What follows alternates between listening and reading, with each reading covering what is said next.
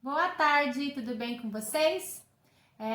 Vamos lá então, pessoal, retomar as nossas aulas, os nossos conteúdos. Na aula que a gente estava vendo, nos conteúdos que nós estávamos vendo antes de entrarmos de férias, nós estávamos falando então das membranas, né? Da membrana celular, da membrana presente também nas células vegetais. E nós vimos também os transportes que ocorrem nas membranas. Vimos as características, as proteínas presentes e vimos também os tipos de transporte ativo e passivo. Aí vocês me entregaram as atividades e tudo ok nesta parte aí, certo? Agora a gente vai começar então a entrar dentro da célula. Mas para eu entrar dentro da célula, eu tenho que também levar em consideração quais foram as descobertas que foram acontecendo ao longo do tempo que permitiram com que eu entrasse dentro da célula, que permitiram com que eu observasse essas estruturas, né? Hoje nós temos equipamentos microscópicos extremamente eficientes que fazem com que nós consigamos observar melhor essas estruturas, descobrir as suas relações, as suas características, descobrir seres microscópicos, né? Mas antigamente não era assim. Então a ciência ela foi evoluindo de acordo com essas descobertas. Então eu vou mostrar para vocês como que os microscópios foram evoluindo desde lá atrás até os dias de hoje e quais foram as descobertas e as características que foram atribuídas a essas descobertas para que nós possamos chegar no que a gente tem hoje.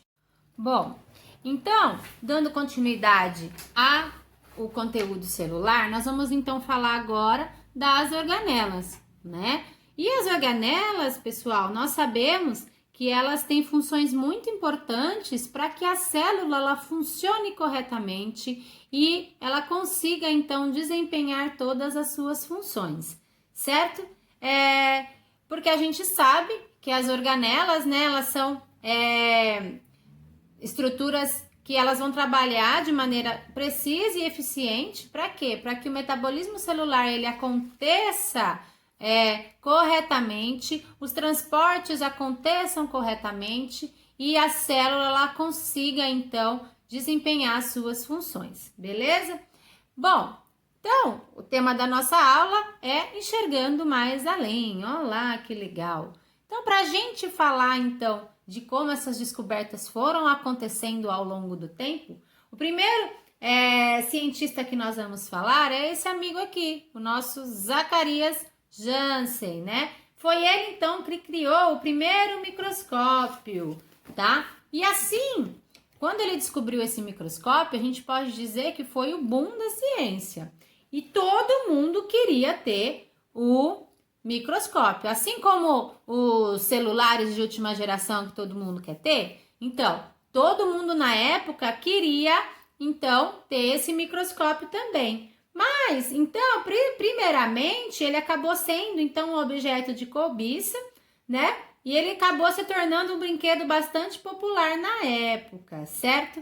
Então, esse microscópio, ele tinha duas lentes acopladas, né? Mas ele não foi usado assim para fins científicos. Mas com isso, nós conseguimos então impulsionar o desenvolvimento de outros instrumentos para que fosse possível então a observação de outros materiais biológicos, né?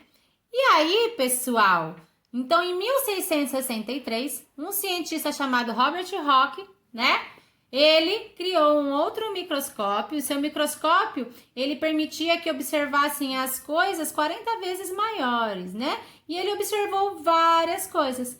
E dentre as coisas que ele fez, eu sempre falo para vocês que ele estava lá na sua casa, né? Tranquilão. E ele pegou um pedaço de cortiça, que seria essa plantinha aqui, e ela solta algumas cascas, né? E foi observar no microscópio. Por quê? Porque ele queria ver tudo com que ele desenvolveu, com que ele descobriu. E quando ele colocou lá no microscópio, olha as imagens que ele viu, né? Ele viu pequenos espaços vazios. Para esses espaços vazios, ele deu o nome de célula, né? Então, a gente fala que foi ele que descobriu a célula. Hoje, a gente a gente já sabe que, na verdade, as estruturas que foram observadas aqui eram a parede celular das células vegetais. Mas, por que ele não conseguiu ver o conteúdo intracelular? Por quê? Porque a partir do momento em que a célula vegetal ela morre, somente a parede celular dela se mantém presente, né? Os conteúdos intercelulares, eles deixam de existir. Aí, em 1665, o nosso amigo Robert Hooke, ele escreveu um livro com todas as suas descobertas, né? Então, e esse livro é chamado, então, de micrografia. Então, todas as coisas que ele observou, ele foi, então, publicando neste livro para depois mostrar para a população.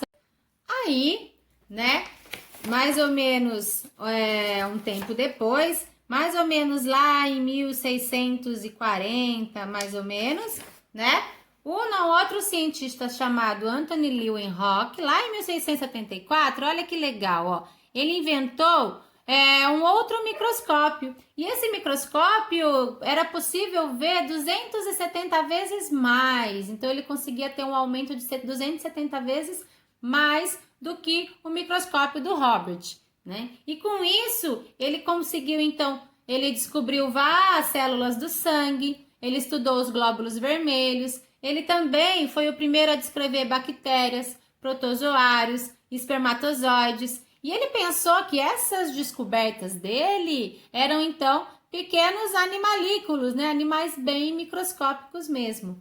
Então, hoje, ele é considerado o pai da microbiologia.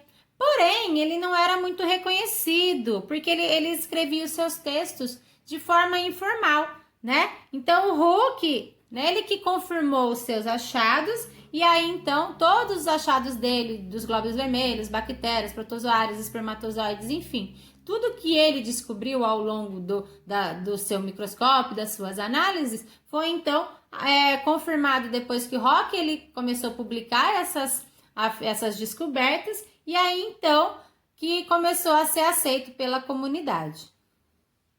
Então, né, pessoal, vocês podem estar observando que a descoberta da célula ela não foi tão simples assim, né? Então, a história da descoberta da célula ela é muito longa, né? Então, ela foi construída por diversos personagens que a gente viu aí. E esses personagens, eles disputavam entre si, né?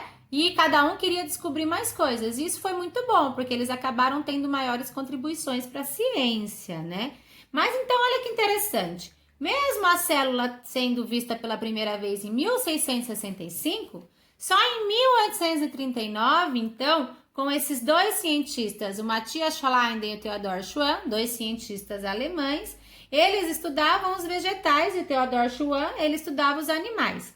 Então, eles, nas suas descobertas, eles acabaram, então, trocando várias informações e ele, então, chegaram à conclusão de que todos os seres que eram vivos eram constituídos por célula, né? E aí eles foram então os primeiros a postularem as teorias celulares. Então, pessoal, essa descoberta, né, de que todos os seres vivos eram feitos de célula, porque eles comparavam os seus estudos entre si, foi muito importante. Então, com o apoio de outros cientistas de renome, essa descoberta começou a ser aceita. Mas olha que interessante, né? Então, eles formularam a teoria celular e essa teoria celular, ela falava então que todos os seres vivos eram formados por célula e que a célula ela é a unidade básica de todo ser vivo. Então, olha que interessante. Mas eles não sabiam dizer como a célula ela se originava, como que ela surgia. Então, o Schwann, né, o nosso amigo Schwann, ele acreditava que a célula ela surgia de uma maneira espontânea. E lá se juntavam vários compostos orgânicos, então, e surgiam novas células. Mas olha que interessante. Um outro biólogo alemão, que a gente já falou dele, o Walter Fleming, né? Ele, em 1855, ele começou a estudar as células e ele descobriu que as células, elas se originavam de outras pré-existentes. Então, ele começou a observar essas células no microscópio e ele viu que elas sofriam um processo de divisão celular chamado mitose, que nós vamos falar posteriormente. E com isso, ele então chegou à conclusão de que as células, elas se originam de outras que já existem. Então, elas não surgem de maneira espontânea, como o Schwann falava. Então, hoje a gente sabe que as 3 premissas da teoria celular, né, que são extremamente importantes para a biologia, são essas. Todos os seres vivos são formados por célula, a célula é a unidade básica e funcional de todos os seres vivos e elas surgem de outras pré-existentes. E olha que interessante, a teoria celular, ela influenciou a história da ciência, porque ela destaca, né, como as formas de vida foram surgindo e como elas porque a célula tem uma unidade funcional. E isso é muito interessante. Por quê? Porque essas descobertas consolidaram, então, a base para o estudo da citologia, né? E as descobertas que a gente tem hoje. Então, era isso que eu tinha para falar para vocês neste primeiro momento. Posteriormente, a nossa próxima aula, a nossa aula 2, nós vamos então começar a entrar dentro da célula, vamos começar a observar as estruturas que eu tenho dentro da célula, né?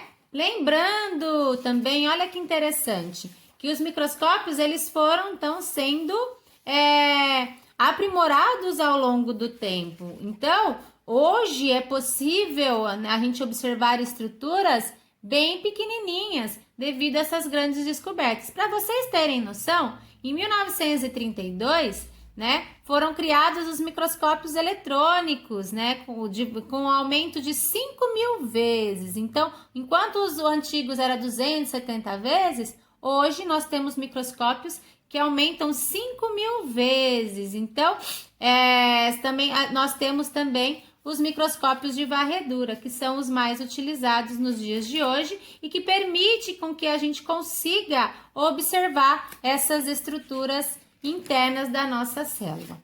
Que, então, a partir da próxima aula, nós vamos falar dessas estruturas, das organelas celulares. Depois que nós falarmos das organelas celulares e suas funções, vamos, então, falar também do núcleo, o que eu tenho dentro do meu núcleo e o processo de divisão celular, para a gente fechar, então, esse assunto da citologia, certo? Então, agora eu vou colocar na descrição para vocês as atividades que eu quero que vocês realizem. Então, meus queridos, era isso que eu tinha para falar para vocês nesse primeiro momento, nessa nossa primeira aula, né? E agora eu vou colocar na descrição da nossa plataforma as atividades que eu quero que vocês realizem. Estou aqui para tirar qualquer dúvida, quero que vocês me mandem as dúvidas, conversem comigo e aí me enviem as atividades também, para que a gente possa ter essa troca, mesmo que virtual, né, de informações e de enriquecimento do nosso conhecimento, certo? Então, eu vou colocar lá na plataforma e eu aguardo o retorno de todos vocês, tá bom? Um beijo, estou aqui para a disposição de todos vocês, o que precisar pode contar comigo. Fiquem com Deus, até a nossa próxima aula. Beijo, saudades de todos vocês.